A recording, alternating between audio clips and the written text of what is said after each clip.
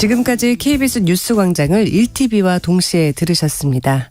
지금 시각은 6시 16분입니다. KBS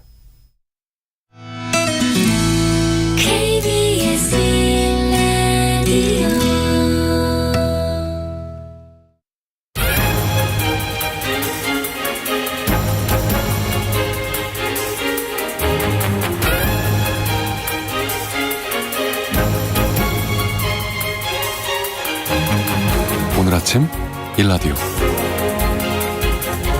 안녕하십니까. 오늘 아침 일라디오 진행의 아나운서 오승원입니다.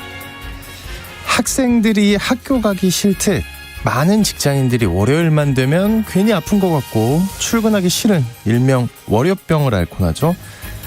그런데 직장 내 괴롭힘으로 출근이 정말 끔찍한 사람이 10명 중에 3명에 달한다는 조사 결과가 나왔습니다. 직장 갑질 119와 사무금융 우분투 재단에서 직장인 1000명을 대상으로 조사한 결과인데요. 직장 내 괴롭힘 금지법이 시행된 지 벌써 4년이 됐는데 괴롭힘을 당하는 비율이 그나마 이것도 줄긴 줄어든 거라고 합니다. 그런데 주목할 건 괴롭힘의 수준이 외려 더 심각해져서 피해자 대부분이 참다가 극단적인 선택까지 고민하는 비중이 높다고 하는데요. 기업 문화를 개선하는 노력이 최우선이겠지만요. 정부에 대한 요구가 높아지고 있는데요. 관련 법을 엄중하게 집행하고 이런 직장 갑질 문제가 더 이상 불거지지 않았으면 좋겠습니다. 가뜩이나 피곤하고 힘든 월요일 출근길 기분 좋게 한 주 시작하시길 바라면서 4월 10일 월요일 오늘 아침 일라디오 출발합니다.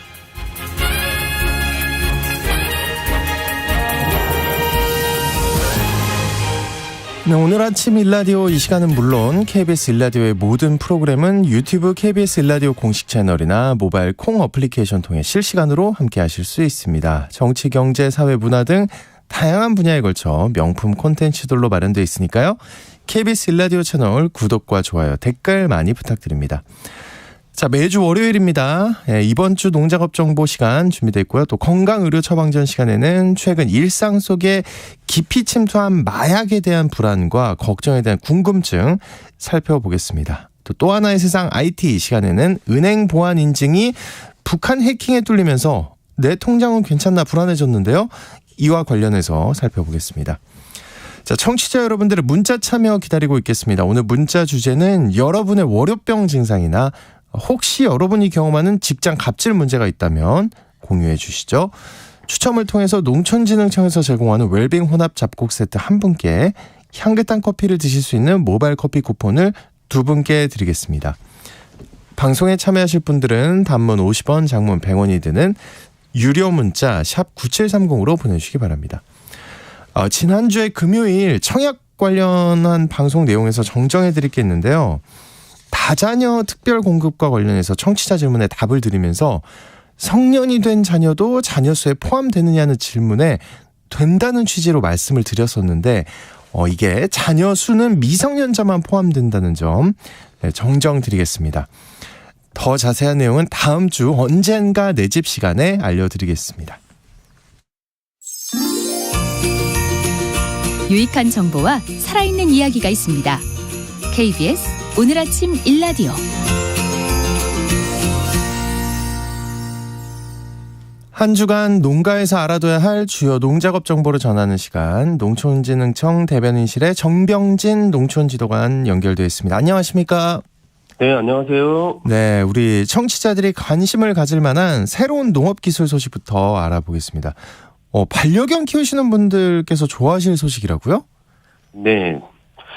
림프종, 반려견에서 많이 발생하는 혈액암인 림프종은 발병 원인이 워낙 명확하지 않고요. 조기 진단과 치료가 어려웠는데요. 이번에 조기 진단을 위한 유전자 분자 표지를 찾아서 앞으로 치료 효율을 높일 수 있을 것으로 기대하고 있습니다. 네. 림프종은 조기 진단과 치료가 어렵고 발병 후의 진행 속도가 빠르며 치사율도 높아서 발병 초기에 정확하게 진단하는 것이 매우 중요합니다. 림프종에 걸린 반려견 집단과 건강한 반려견 집단에서 혈액 내 유전자의 전사태 발현도 차이를 분석해서 상대적으로 높은 차이를 보이는 8개의 핵심 유전자를 발견했는데요. 네. 핵심 유전자의 기능을 분석한 결과 림프종에 대한 면역 반응 조절과 관련된 것으로 확인되었습니다. 따라서 발굴한 유전자 분자 표지를 활용하면 혈액 내 유전자 검사를 통해서 림프종 발병 여부와 진행 정도를 파악할 수 있습니다. 이 유전자 분자 표지를 활용한 질병 조기 진단 기술은 진단 방법이 간단하면서도 초기 의료 치료를 가능하게 해서 반려견 건강 관리에 큰 도움이 될 것으로 기대하고 있습니다. 근데 농업 기술에서 갑자기 반려견 치료 얘기가 나오니까 의아한데요. 이것도 농촌진흥청 소관인가요? 네, 농촌진흥청의 국립축산과학원에서는 변화해가는 시대에 맞춰서 가축 연구 외에도 농장과 반려동물의 복지 개선과 기능성 펫푸드 등에 대한 연구도 확대해 나가고 있습니다. 그렇군요. 알겠습니다. 그런데 다행히 또 지난주에 그 봄비다운 봄비가 전국적으로 왔잖아요. 이거 가뭄 상황이 한결 좋아졌을 것 같은데 이번 주 농업 기상 전망은 어떤가요? 네, 지난주에 전국적으로 가뭄에 아주 충분하진 않지만 대지를 촉촉히 적셔줄 만큼의 단비가 내렸습니다. 현재 전국적으로 내려져 있던 건조특보는 일부 지역을 제외하고는 해제되었는데요. 하지만 아직도 산불 등의 발생이 크게 우려되고 있습니다. 논두렁, 밭두렁 태우기나 농업부산물 소각은 절대 하시면 안 된다는 점 다시 한번 강조드리겠습니다. 오늘은 전국이 대체로 맑겠습니다. 하지만 내일은 중부지방과 전북을 시작으로 전국에 한때 비가 오겠고 금요일과 토요일에도 전국적으로 비가 예보되어 있습니다. 기온은 아침이 3도에서 15도, 낮 기온은 14도에서 23도로 평년과 비슷하거나 조금 높겠습니다. 네. 자, 이번 주 농가에서 실천해야 할 주요 농작업 정보 알아보겠습니다. 먼저 벼 재배 농가는 어떤 준비를 해야 할까요? 예, 요즘에는 지역별로 공동육묘장에서 생산 보급하는 모판을 활용해서 모내기를 하는 농가들이 많아지고 있는데요. 하지만 아직까지도 부직포 모짜리나 비닐하우스를 활용하여 다가육묘를 하는 농가들이 많아지고 있습니다. 그러면 모짜리 설치와 관리할 때 주의사항은 어떤 게 있나요? 네, 부직포 모짜리는 너무 일찍 하게 되면 정원 장애를 받을 우려가 있기 때문에 지역별 안정 파종 한계기를 고려해서 파종 작업을 해주셔야 하는데요. 1mm 내외로 싹 틔우기를 한 종자는 파종 작업을 실시한 후에 모짜리에 치상을 하고 육묘상자에 물주기를 한 다음에 부직포로 피복해 주시면 됩니다. 그리고 피복한 부직포는 바람에 날리지 않도록 잘 고정해 주셔야 합니다. 그리고 비닐하우스 모짜리는 바닥에 부직포를 깔고 치상을 해야 수분이 일찍 마르는 것을 막아줄 수 있습니다. 그 다음에 20 내지 30% 정도의 차광망을 씌워서 고온 피해나 백화 현상을 예방해야 합니다. 혹시 차광망을 씌우지 못한 경우에는 모판 위에 모짜리용 부직포를 덮어주시면 좋습니다. 네. 자, 그러면 밭작물들은 어떤 관리가 필요할까요? 모내 재배하는 밀보리 등의 맹류는 습한 조건이 되면 생육이 저해되거나 그 병해충 발생의 위험이 있기 때문에 배수구를 잘 정비해 주셔야 하는데요. 배수구를 깊게 파주고 7 내지 10m 간격으로 배수로를 설치해 줘야 합니다. 네. 그리고 습한 기산 조건이 지속될 경우에는 자주 발생해서 수량을 크게 떨어뜨리는 붉은 곰팡이병이 발생해서 피해를 받을 수 있는데요. 이삭 펴는 시기부터 이상 역물기 전까지 비가 잦고 습도가 90% 이상 되는 날이 3 내지 5일간 지속이 되면 사전 예찰을 실시하시고 1차 방제는 출수기에 1차 방제 10일 후에 2차 방제를 실시해 주시면 되겠습니다. 그리고 노지에 재배하는 푸독수수는 심는 시기가 5월 상순인데요. 모기르기를 해서 잎이 2-3매 정도 나온 다음에 15일 이내에 옮겨 심기 하면 되기 때문에 이번 주나 다음 주 정도에 모기르기를 시작하시면 되겠습니다. 그리고 심는 간격은 일확나비는 60cm, 네. 포기 사이는 25cm 간격으로 심으시면 되겠습니다. 네. 황사가 심할 경우를 대비해서 요즘 가끔 또 황사가 심하게 오지 않습니까? 그때를 대비해서 시설 하우스 관리 방법도 알려주시죠. 네, 요즘 황사 미세먼지가 자주 발생하는 시기입니다. 시설하우스 재배 중인 농작물에 피해를 받지 않도록 하기 위해서는 황사와 미세먼지의 발생이 심할 경우에는 출입문과 환기창을 닫아서 외부 공기와의 접촉을 최소화시켜줘야 합니다. 그리고 인공조명을 이용해서 광을 보충해 주셔야 생육제외와 품질이 떨어지는 것을 막아줄 수 있습니다. 그리고 빨리 동력 분무기 등을 이용해서 피복제를 세척해 주셔야겠습니다. 네, 알겠습니다. 이번 주 농작업 정보 잘 들었습니다. 고맙습니다. 네, 감사합니다. 네, 농촌진흥청 대변인실의 정병진 농촌지도관이었습니다.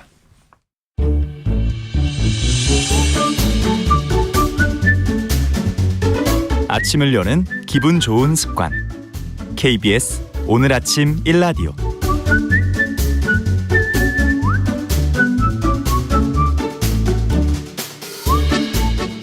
의료 서비스와 질병에 대한 다양한 이슈와 정보 살펴보겠습니다. 약이 되는 건강의료 처방전 시간. 오늘은 최근 학교와 학원 앞에서 나눠준 마약에 대한 불안감이 큰데요.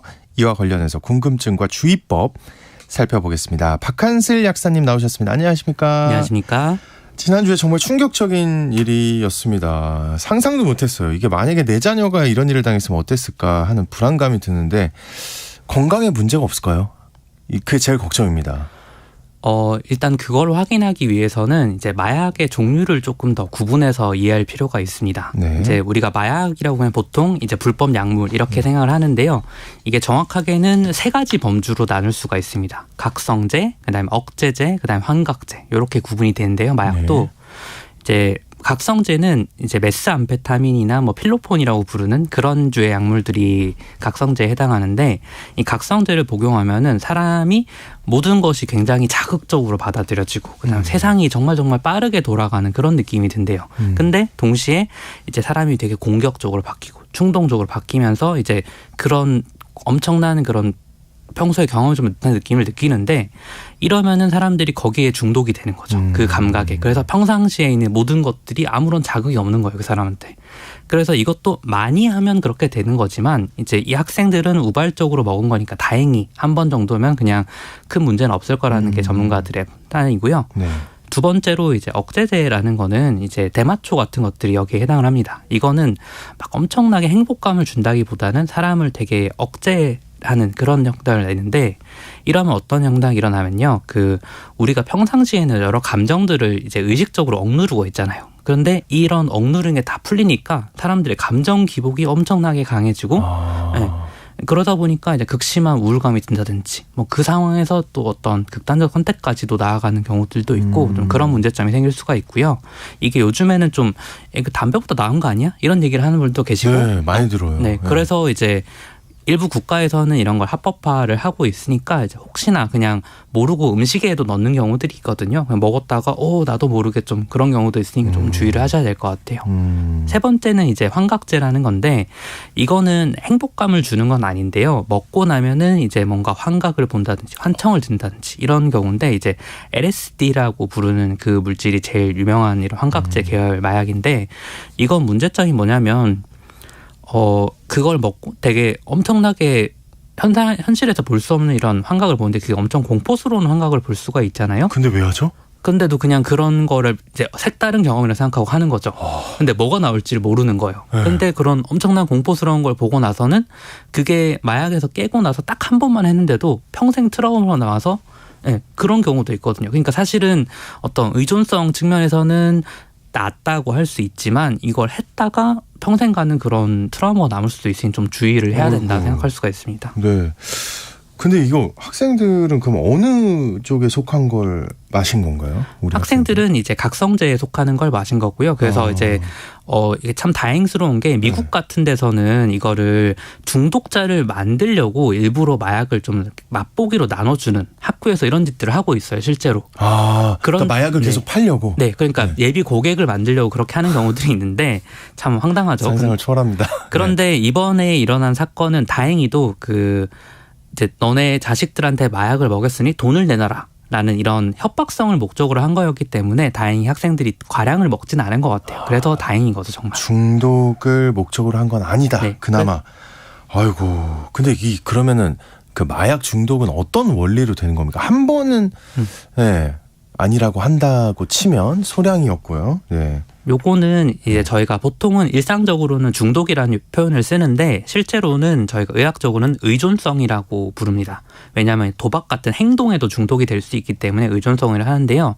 요게 왜 생기냐 하면 세 가지 정도 또 구분할 수가 있어요. 하나는 신체적 의존입니다. 이거는 우리가 약 같은 걸 먹으면 네. 그거에 몸이 적응을 해버리는 거예요. 그래서 그런 약이 없는 상태를 비정상이라고 생각하니까 빨리 약을 줘 이렇게 몸이 정말 반응하는 건데 이제 제일 주변에서 좀 그나마 흔하게 볼 수 있는 게 왜 술 안 드시면 손 떠는 분들이 있죠. 네. 많이 드시는 분들. 이런 게 대표적인 신체적인 의존 증상이에요. 두 번째는 심리적 의존인데 이거는 실제로 신체적으로 막 엄청 필요하다 이런 건 아니고 우리가 마음이 그렇게 되는 거거든요. 그래서 저희가 복약 지도 같은 걸 할 때도 수면제도 그런 심리적인 의존이 조금 생길 수 있다 이런 얘기를 하는데 이게 수면제를 안 먹으면 잠이 못 든다 이게 아니고 왠지 내가 수면제 없으면 불안해서 잠을 못 자는 거예요. 이런 분들은 사실은 그래서 가짜 약을 드려도 그냥 먹고 잘 잤어요 이렇게 하시는 분들이 계시거든요. 네, 그런 식으로도 의존이 생길 수 있고 이제 세 번째는 사회적 의존성이라고 하는 건데 네. 이거는 이제 금연해 보신 분들은 느끼실 거예요. 친구들 만나는데 야 너도 펴 약간 안 되는데 야 너 안 피냐 이러면 피잖아요. 이게 그런 식으로 생기는 게 사회적 의존이다. 그런데 마약은 보통 신체적 의존 증상이 강하고 그다음에 심리적 의존도 같이 있다. 이렇게 이해하시면 될 것 같아요. 두 가지가 같이 있다. 그러면 굉장히 끊기가 어려울 것 같은데 근데 그러면은 이미 중독된 사람들은 어떻게 해야 됩니까? 이런 분들은 이제 저희가 그냥 끊는다, 담배 끊는다 이렇게 생각하지 않고 재활 치료를 받는다고 표현을 합니다. 이게 왜 그러냐면 신체적 의존 증상이 보통 아까 제가 장난처럼 말씀을 드렸지만 손 떠는 거 이런 거 말고도 이제 마약 같은 경우는 정말 심각한 신체적 의존이 생기는 경우들이 있어요. 그래서 막 오한이 들고 몸이 벌벌벌 떨리고 막 식은땀이 계속 나고 막 환각을 보고 이런 증상까지도 나타날 수가 있거든요. 그러니까 이거는 그냥 막연히 끊어서가 아니고 그 중독관리 통합센터라는 그런 전문적인 치료시설들이 있습니다. 전국에. 네, 그런 데를 가면은 이제 치료용으로 개발된 특수한 마약이 있습니다. 그러니까 행복감을 주노 이런 건 아니고 이제 몸이 이제 조금 적응을 할 수 있게. 그러니까 우리가 찬물 들어갈 때도 몸에 조금씩 바르고 들어가잖아요. 그것처럼 반대로 하는 거죠. 이제 물 밖에 나올 때도 이제 조금 따뜻한 물을 바르면서 나오게 할 수 있도록 하는. 근데 이것도 마약이니까 전문적인 치료시설이 필요한데 이게 지금은 수용 인원이 너무 부족해서 좀 문제가 되고 있습니다. 그래요. 수용하기 인원이 적다. 근데 그러면은 우리나라의 그 중독자들이 어느 정도길래 수용 인원이 적다라는 말이 나오는 겁니까? 2021년 기준으로 한 16,000명 정도가 적발이었습니다. 한 해. 그러니까 우리나라도 이제 마약 청정국이라고 보기는 힘든 상황인데 이게 사실 정말로 한 사람들이 다 적발되는 게 아니잖아요. 그러니까 그렇죠. 적발되는 거 이상의 누가 있는 건데 요거를 확인하기 위해서 좀 여러 시도들이 있었는데 되게 최근에 재밌는 시도가 하나 나왔습니다. 뭐냐면 그 왜 연예인들이 혹시 이렇게 막 적발됐을 때 소변 검사했다 이런 기사를 보셨을 거예요. 이게 약이든 마약이든 우리가 먹으면 그게 소변으로 조금 배출이 되거든요. 근데 이걸 조금 더 응용을 해서 그러면 우리가 마약 중독자든 아니든 적발됐든 아니든 이 사람들도 대소변을 볼 거 아니에요? 근데 그런 우리나라에서 만들어지는 모든 대소변들은 다 하수 처리장으로 가겠죠. 그러니까 하수 처리장에서 마약 검사를 해보자. 그러면은 이제 누가 만든 건지 모르죠, 사실. 누구 소변인지 어떻게 이름표를 찾을 수 있는 게 아니니까. 그렇지만 규모는 나오지 않겠냐. 되게 그렇게 해서 합리적이네요, 생각이. 해보니까 제가 이제 이걸로 칼럼을 한번 썼는데 그때 계산해보니까 한 4만 명 정도가 아마 추산되는 것 같다. 추산으로. 그러니까 지금 잡히는 것보다 한 3배 정도는 더 있는 거죠. 굉장히 심각한 상태인 겁니다, 정말. 야, 굉장히 놀랍습니다. 근데 그렇게 많다는 거에 대해서 이거 약사님이 대답할 수 있을까요? 이거 왜 이렇게 늘어난 걸까요? 이거는 누가 대답할 수 있을까요? 사실 저희가 시사 프로그램은 아니니까 그냥 이제 그런 범죄 수법이나 이런 거 얘기는 빼고 말씀을 드리면 저는 심리적 의존에 빠지기 쉬운 환경이 됐다는 게 좀 문제인 것 같아요. 아까 마약이 신체적, 심리적 의존에 의존한다고 했는데 좀 뜬금없을 수 있지만 베트남전의 사례가 도움이 될 것 같아요. 저희가 베트남전 때 미군들이 마약을 했거든요. 왜냐하면 그 정글에서 이렇게 엄청 힘드니까. 급식심한 스트레스 상황에서 그럼 이 사람들이 그때 마약을 했으면 당연히 중독이 됐을 거고 그럼 이 사람들이 미국에 귀국했을 때도 다시 마약을 하지 않겠냐 라는 게 일반적인 생각인데 실제로는 그렇지가 않았습니다. 그랬나요? 그러니까 귀국한 후에 1년 후에 다시 마약을 하지 않은 비율이 95%나 됐습니다. 그럼 이건 무슨 뜻이냐면요. 신체적인 의존 이런 것만 어느 정도 해소가 된 다음에 돌아오면은 그 정글에 정말 어디서 적이 튀어나올지 모르는 그런 극심한 스트레스 상황에서는 마약을 했지만 내 집에 돌아와서 친구들, 가족들이 있는 정상적인 환경에서 내가 심리적 지지를 받으니까 그런 걸 하지 않게 됐던 거예요. 그럼 바꿔 말해서 우리나라에서 이렇게 지금 마약이 늘어나고 있다는 거는 그런 심리적 지지가 이루어지지 못하고 있는 상태고 그만큼 스트레스가 과잉이지 않겠냐라는 게 제가 생각하는 마약 증가의 원인입니다. 약사님 말로는 지금 대한민국 사회는 정글이다. 맞습니다. 네, 그쵸. 죽음의 정글 같은 상황이 된 거고. 죽음의 정글 같은 상황이다. 그러니까 뭐 이런 마약을 수사하는 것도 중요하겠지만 이런 기저 원인을 좀 해결할 수 있게 좀 보듬을 수 있는 사회가 되는 게 더 중요하지 않을까. 뭐 너무 막연하게 말고라도 정신적 건강을 위한 그런 정신 치료 같은 걸 좀 잘할 수 있는 환경이 되는 게 좋지 않을까 생각을 합니다. 네, 진짜 맞는 말씀인 것 같고요. 근데 막 저는 이제 매일 뉴스를 하다 보니까 이 방송도 매일 하지만. 뭐 새로운 마약들이 엄청 나오는 게 느껴져요. 뭐 이제 이름도 발음하기가 어려워요. 어떤 건 영어고 어떤 건 뭐 이상한 하여튼 왜 이렇게 새로운 마약 이렇게 지금도 많이 들어오고 있죠. 그 이제 가장 좀 주의해야 되고 대표적인 새로운 마약이 이제 펜타닐이라고 많이 들어봤습니다. 예. 이게 이제 사실은 이제 마약성 진통제로 뭐 암 환자라든지 아니면 뭐 대상포진 같은 게 생긴 경우도 그렇고 그런 좀 통증이 너무 심한 경우에 사용하는 그런 진통제인데 이거를 중국 쪽에서 약간 미국이나 이런 데 되게 값싸게 대량으로 만들어서 밀수출을 한 거예요.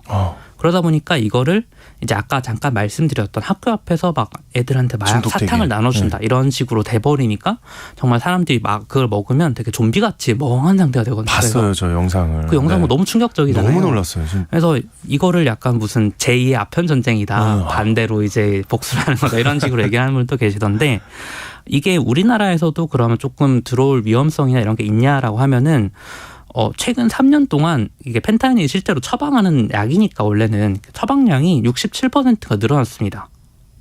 그러니까 이게 암 환자나 이런 특수한 통증이 있는 환자들한테 사용하는 거라고 했는데 3년 동안 암 환자가 갑자기 67%가 늘어났나? 말이 안 되죠. 이건 아니잖아요. 네. 그러니까 결국은 왠지 모르게 합법적으로 처방은 받았지만 악용하는 사람들이 있는 게 아니냐라는 의심을 할 수가 있는 거죠. 67%면 진짜 의심해 볼 필요가 있네요. 그런데 이게 정말 문제가 되는 거는 펜타닐이 의존성이 굉장히 강한데 신체적 의존이 굉장히 강합니다. 그래서 이게 나중에는 어떻게 되냐면요. 이게 진통제로 개발된 이유가 통증 신호를 차단해주는 역할을 하거든요. 그런데 이걸 먹다 보면은 몸이 거기 적응을 해서 이제 안 먹으면 항시 통증이 느껴지는 거예요. 온몸에서. 그러니까 이게 내가 쾌락을 느끼기 위해서 하는 게 아니고 몸이 너무 아파서 죽을 것 같으니 계속 할 수밖에 없는 거예요. 그러다가 나중에는 중독으로 사망하게 되는. 야, 이거 진짜 무섭네요. 그러니까 이거는 정말 재활이 필요할 수밖에 없는 건데 지금 아까 말씀드렸던 것처럼 재활 치료 시설의 인원은 좀 한정돼 있고 이러면 좀 문제가 되는 거고요. 또 다른 거는 좀 어떤 게 있냐면 이제 도시라고 생각하잖아요. 마약이라고 하면 도시의 문제라고 생각하는데 그게 아닙니다. 이제 농촌에서도 이제 외국인 노동자분들이 많이 들어오시다 보니까 그분들이 이제 그런 그 지역에서 유용하는 되게 좀 로컬 마약을 들어오시는 경우들이 있어요. 대표적인 게 이제 까뜨라고 하는 건데 이제 그거는 마약성이 있는 식물 잎을 계속 씹는 거거든요. 네, 그런 것들 이제 만약에 누가 막 뭘 씹고 있다 이러면 좀 저게 뭘까 하면 좀 의심을 해볼 필요도 있다. 네, 그런 좀 신종 마약들에 대한 위험도 좀 증가하고 있는 상황인 거죠.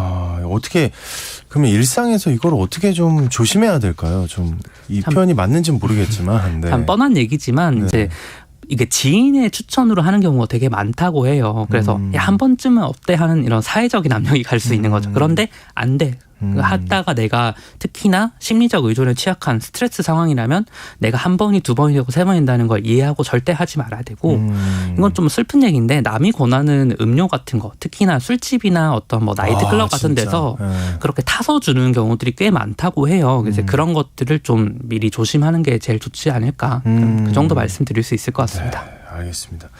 오늘 건강의료 처방전 시간 일상으로 파고드는 마약에 대한 궁금증 살펴봤습니다. 오늘 고맙습니다.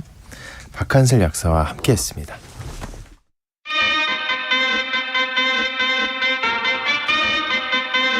아침이다. 활기찬 하루를 여는 오늘 아침 1라디오 건강한 아침 습관. 안녕하세요.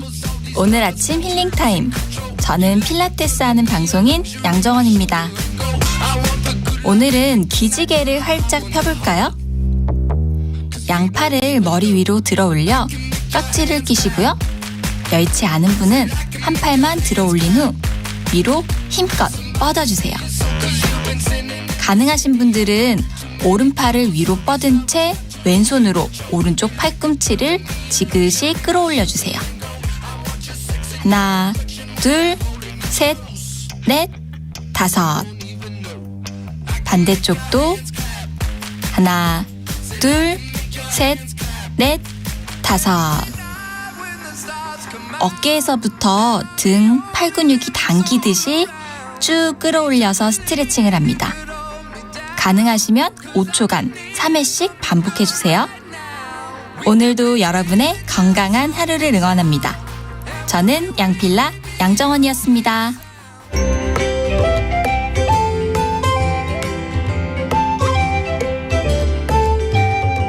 상쾌한 하루의 시작. KBS 오늘 아침 1라디오. 네, 한 주 동안 가장 많은 뉴스가 쏟아지는 세상이죠. 우리가 반드시 알아야 또 하나의 세상 IT 히든브레인 연구소 송태민 소장과 함께하겠습니다. 안녕하십니까? 네, 안녕하세요. 그동안 인공지능 얘기 많이 하셨는데 오늘 어떤 이야기 준비하셨나요? 네, 사실 지금도 인공지능이 계속 발전하고 있고 그렇죠. 또 매주 계속 새로운 게 다시 나오고 있어요. 네. 하지만 오늘은 약간 긴급하게 다른 이야기를 좀 해보려고. 긴급하게? 네네. 네. 바로 이제 보안 프로그램에 대한 이야기인데요. 보통 은행이나 아니면 공공기관에 접속했을 때 설치하는 이런 프로그램들 있잖아요. 아, 인증서, 공인증서 네. 막. 그런 프로그램들이 네. 해킹을 당했대요. 그게요? 네, 해킹을 당해서 또 이제 북한 해커들이 이런 사이버 공격이 악용된 것을 또 확인이 됐기 때문에 오늘은 이와 관련된 이야기를 해볼까 합니다. 그러니까 한마디로 보안을 지키기 위해서 이걸 꼭 까셔야 됩니다. 막 이래서 필수로 깔잖아요. 네. 그게 해킹됐다고요? 맞습니다. 그 프로그램이. 네. 약간 이러면 안 될 것 같은데라는 생각이 드는데. 그러니까요. 네, 사실 뭐 바이러스를 막는 백신 프로그램도 바이러스를 걸릴 때가 있거든요. 네, 그때는 또 이제 큰 문제가 되는 것처럼 이번도 역시 보안을 지키는 보안 프로그램이 해킹되었다면은 쥐도 새도 모르게 제 정보들이 다 이제 가져가게 되는 부분이 생길 것 같아요.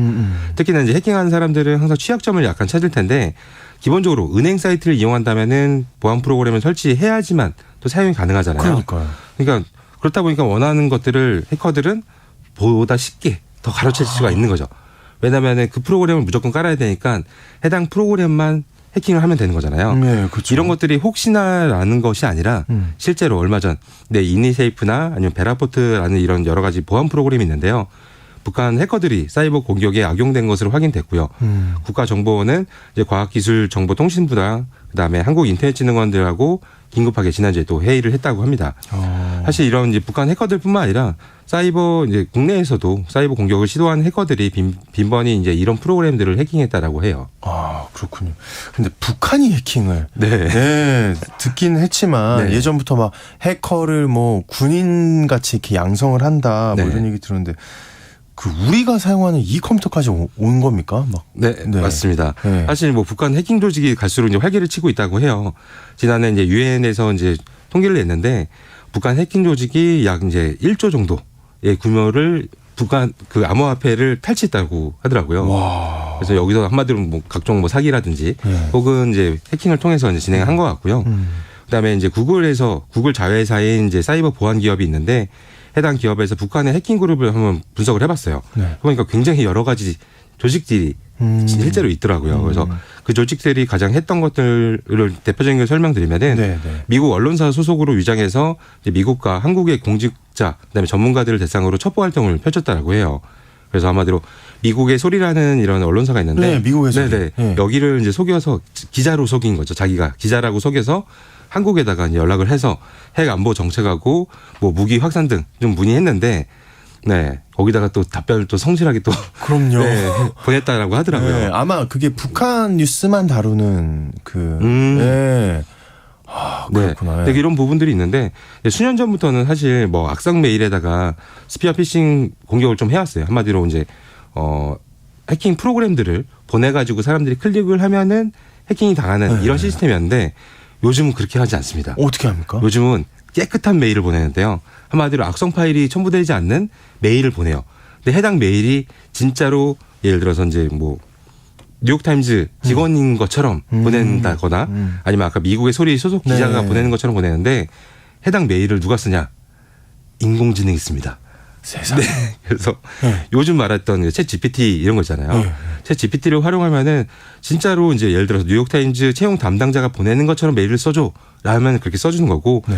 한국의 공무원들이 메일 보내는 서식 형태로 메일을 써줘라고 하면은 써주다 보니까 좀 더 많이 사람들이 당할 수밖에 없다라고 좀 생각이 들고요. 그렇게 잘 활용하고 있어요. 북한이.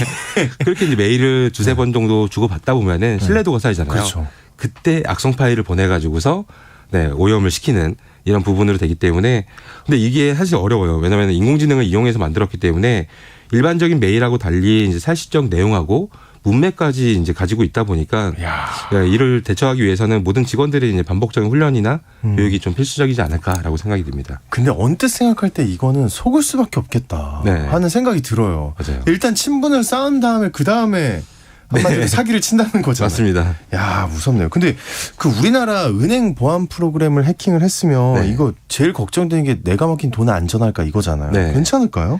네, 저도 이제 해당 부분이 제일 궁금해서 알아봤었는데 일단 금융감독원 같은 경우는 즉각적으로 지금 보정 작업이 있다. 보정 작업이라고 하면은 현재 이제 프로그램들이 해킹당한 것들에 대해서 업데이트 처리나 이런 작업을 하고 있다라고 하는데 현재까지는 일반적인 사람들의 피해자는 없다라고 이제 밝혔습니다. 다행이네요. 그래서 프로그램 자체가 일단은 현재 위험하다 보니까 바로 금융회사한테 즉각적인 업데이트를 할 수 있도록 지시를 했다고 하고요.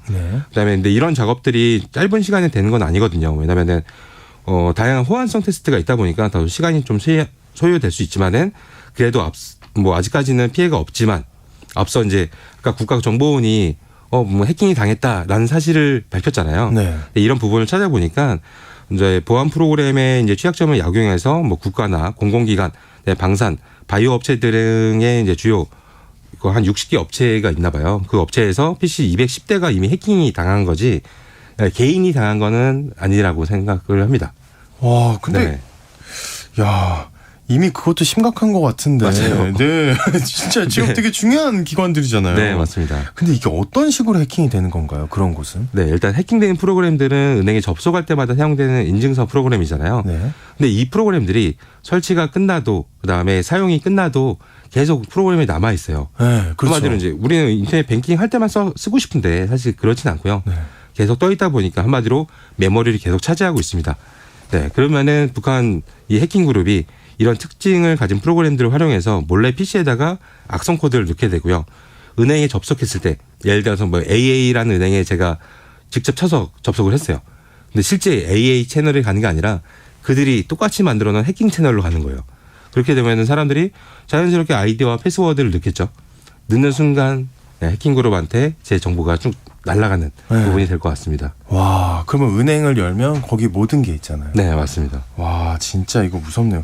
근데 아까도 말씀하셨지만 그런 프로그램들은 인터넷 뱅킹 하려면 무조건 설치해야 한다는 그런 점을 갖고 있잖아요. 그럼 이게 언제부터 시작이 된 겁니까? 이게? 네, 일단은 사용자의 컴퓨터로 내려받는 이런 프로그램 방식은 약간 10여 년 전부터 이미 시작을 했어요. 그래서 가장 최초의 이제 이슈가 발생됐다라고 하는 거는 2005년도 5월 달에 외환은행 고객 중에 3명이 계좌에서 5천만 원이 사라진 것이 이제 시작이 되었습니다. PC에 심은 이제 악성 코드가 키보드로 입력된 인터넷 뱅킹 아이디와 패스워드가 해커들한테 넘어가게 된 건데요. 근데 이 이후로도 뭐 2007년도, 뭐 2008년도 등등 계속 해킹 사건이 이제 일어나게 돼요. 근데 이런 부분들은 과연 누가 책임이 있을까라고 했을 때 은행에서는 약관을 근거로 해서 해커가 입력한 아이디와 패스워드가 자기네 정보가 털린 게 아니라 사용자들의 정보가 털렸기 때문에 사용자 책임이다. 아, 너무하네요. 이거는. 네, 이렇게 됐습니다. 네, 이렇게 되다 보니까 정부에서는 이제 2010년도에 공인인증서 제도를 이제 도입하게 되고요. 사용자 PC에 이제 보안 프로그램 설치하는데 의무화하는 이런 부분으로 내세웠습니다. 이렇게 하다 보니까 이제 10여 년 동안 계속 이제 계속 사용이 되는데 이 사이에서 취약점들이 계속 허점이 드러났어요. 근데 이 취약점이 얼마나 큰 문제냐면은 예를 들어서 한국시티은행 같은 경우는 지난 1월까지 계속 배포됐던 이 보안 프로그램이 2015년도 버전이에요. 한마디로 거의 뭐 8년 동안 네, 업데이트를 안 하고서 계속 쓴다는 거는 사실 이제 문제가 될 수밖에 없는 거죠. 말이 안 되는 것 같은데요. 맞습니다. 요즘 시대에. 맞아요. 네. 와, 그러면은 지금도 인터넷 뱅킹 해야 하는 분들 있잖아요. 네. 사실 이제는 뭐 거의 창구도 많이 없어지고 네. 그럼 어떻게 해야 할까요? 일단은 국민 상당수 PC에 이 프로그램들이 전부 다 깔려 있을 거예요. 네, 다 있을 것 같은데요, 네. 제가 볼 때. 특히나 이제 가장 많이 쓰는 이니쉐이프라는 이런 프로그램 같은 경우는 국내에 1000만 대 이상 깔려 있다라고 해요. 물론 개인뿐만 아니라 기업과 업체들 다 설치가 돼 있는데 많이 설치돼 있다 보니까 해커들이 많이 노릴 수밖에 없고 그럼 저희는 지금 이제 문제가 생겼다라고 했으니까 해당 프로그램을 새로 설치하는 게 가장 좋아요. 그러면은 해당 프로그램이 뭔지 알아야 되잖아요. 저도 지금 순간적으로 그 생각했어요. 잠깐만, 이거 뭐라고 검색을 해야 되나. 맞아요. 네, 안에서. 방금 제가 대표적으로 얘기한 이니쉐이프랑 베라포트라는 건 얘기했지만은 네. 이거 말고도 많은 프로그램들이 해킹을 당했거든요. 그러니까 항상 설치할 때 시간 꽤 걸리던데 네. 한 4-5개 설치하는 느낌이었거든요. 맞아요. 근데 네. 이게 정확히 이름도 모르고 설치가 되다 보니까 보통 프로그램 지울 때는 윈도우에서 이제 그 관련 프로그램들 들어가서, 예. 설정 들어가잖아요. 네. 근데 거기서도 일단 이름 검색을 해야 되는데 그러니까요. 이름을 뭔지 몰라요. 특히나 또 영어로 돼 있고 이러면 맞아요. 더 찾기가 어렵더라고요. 그래서 저도 지금 이제 말로 설명을 드리고 싶지만은 그러긴 약간 어렵고 이거를 가장 쉽게 업데이트하는 방식 중에 하나는 여러분들이 원래 쓰시는 이런 뭐 A라는 은행이 있을 거잖아요. 네. 은행에 다시 한번 접속을 하면은 해당 프로그램들이 업데이트가 자동적으로 되기 때문에 현재는 그 방식이 가장 좋은 방식이 될 것 같습니다. 일단 한번 접속을 한번 해라. 네. 네네. 근데 이런 뭐 해커가 마음을 먹고 그렇게 공격을 노려서 하면 방법이 없다고 말할 수도 있겠지만 네. 이런 문제들이 생긴 원천적인 이유는 뭐라고 생각하세요? 사실 워낙 다양하겠지만은 네. 국내에서는 이런 금융회사나 공공기관의 보안을 맡는 업체들의 기술이 약간 약해요. 네, 그 약하다는 이유는 사실 이제 돈하고도 관련이 될 것 같은데요. 이런 이제 아까 얘기했던 보안 프로그램 만드는 회사들의 작년도 매출을 보니까 영업 적자더라고요. 게다가 이제 한 25억 정도 또 적자를 하고 있고 어휴. 나머지 업체들도 적자를 겨우 면한 수준밖에 안 되기 때문에 아무래도 이제 수익적인 면에서 그들이 없다 보니 개발의 능력도 없다기보다는 예, 증가시키기가 좀 힘들었겠죠. 그러니까 동기부여가 안 되죠. 맞아요. 돈이 있어야죠. 예. 네, 그래서 이제 이런 영업이익을 많이 내는 은행들이 이런 보안 프로그램에다가 좀 더 많이 투자를 할 수 있도록 분위기 형성을 많이 만드는 게 제일 중요할 것 같다라고 얘기를 할 수 있을 것 같습니다. 그렇군요. 알겠죠. 근데 하나 좀 네네. 개인적으로 궁금한 건데 왜 공인인증서 막 그 해외는 없다. 네. 그러면 우리가 생각할 때는 공인인증서가 별로 좋은 보안 시스템이 아닌가 하는 생각이 들 수도 있잖아요. 네. 그건 어떤가요? 해외랑 비교하면? 일단은 해외 같은 경우도 무슨 결제를 하거나 이럴 때는 전혀 필요로 하지 않거든요. 네. 대신 이제 해킹을 당할 위험도 당연히 존재는 합니다. 네, 존재를 하지만은 약간 시스템이 약간 종류가 다른 것 같아요. 국내 같은 경우는 이 보안을 위해서 프로그램을 깔았는데 이 보안 프로그램이 해킹되는 순간 내 컴퓨터 전체가 해킹당하거든요. 근데 해외 같은 경우는 해당 사이트만 해킹당할 뿐이지 전체가 당하는 정도는 아니기 때문에 이게 뭐 하는 것일까라는 생각이 좀 드는 건 분명히 있을 것 같습니다. 아, 그런 거에 대해서도 한번 생각을 해봐야 되겠네요. 네. 알겠습니다. 오늘 또 다른 세상 IT, 북한에 해킹된 내 통장이 안전할지 궁금해서 살펴봤습니다. 오늘 얘기 고맙습니다. 히든브레인 연구소 송태민 소장과 함께했고요. 우리 사연을 많이 보내주고 계신데 혹시 소장님도 막 그런 거 없으실 것 같긴 한데 월요병 있습니까? 있죠. 아, 너무 싫었어요. 오늘 네. 나오는 게. 일단 너무 졸려서. 아, 네. 예. 하긴 뭐 제가 말론 이렇게 하지만 저도 있었다라는 겁니다. 7937님. 저는 월요일이 외려 좋을 때가 있어요. 주말에 하는 일이 많은 직업이거든요. 그래서 주말이 두렵고 스트레스가 많을 때가 있어요. 결국 월요병이든 주말병이든 미리 걱정하는 게 문제인 것 같아요. 자신의 할 일을 인정하고 받아들이면서 나만 그런 게 아니고 모든 사람이 주말병, 월요병, 화요일병, 수요일병 다 겪고 있다는 직업마다의 특성을 인정하면 조금 가벼워지지 않을까 합니다. 이야, 7937님, 네. 굉장하십니다. 맞아요. 인정하는 게 가장 좋은 거. 그러니까요. 공자 맹자급이 아니신가 지금. 좋습니다. 또 다른 거 하나 뭐가 있을까요? 우리 3505님 볼까요? 네, 병원에서 근무 중인데요. 원장님이 따로 부르더니 병원이 어렵다며 저에게 매일 30분 더 연장 근무를 하라고 압박을 한대요. 아이고, 근로기준법, 근로시간 초과, 근무수당은 주지도 않고 무조건 하라 합니다. 저는 스트레스인데요. 직장 내 괴롭힘에 들어가는지요. 아이고, 이거 알아보고 싶은데요. 이거 근데 들어가지 않을까요? 이 정도 괴롭힘이면? 네, 이거는 한번 그 노동부나 이런 데 한번 문의를 해보시는 게 좋을 것 같습니다. 자, 참여해주신 분들 너무 감사드리고요. 예, 당첨자는 홈페이지에 게시해드리도록 하겠습니다. 오늘 아침 라디오 전 내일 다시 인사드리겠습니다. 오늘 모두 힘내세요.